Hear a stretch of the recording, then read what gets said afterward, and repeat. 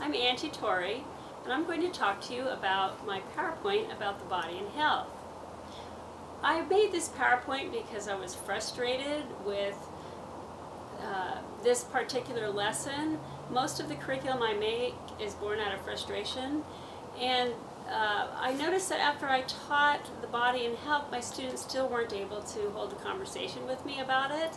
So I made this PowerPoint. It starts with, and after I taught using the PowerPoint, they were much more able to talk to me about using the vocabulary of the body and health. So I was very pleased.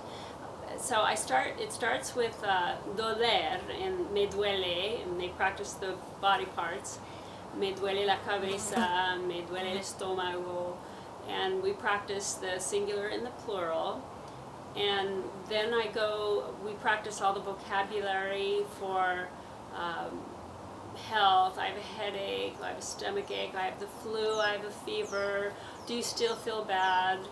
And then there's always question-answer sessions or immediate checking for understanding. I give them little bits at a time, and then we practice.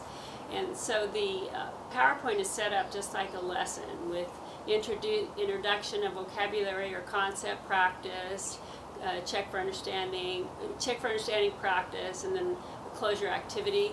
And then at the very end, this is I think what cemented it in their minds, was a story, and all the visuals, of course, too, because there's the movement. We always say touch your nose, pull your ears, cross your arms, but I added visuals to the motion.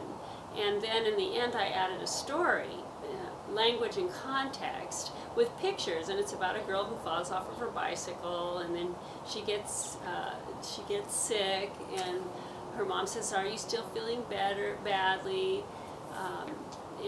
That's because it was in the context of a story, they remembered it.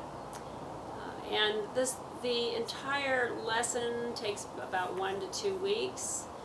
So if you're interested in seeing the PowerPoint, you can go to teacherspayteachers.com and look under the Body and Health, Angie Torrey, Torre. Thanks for listening.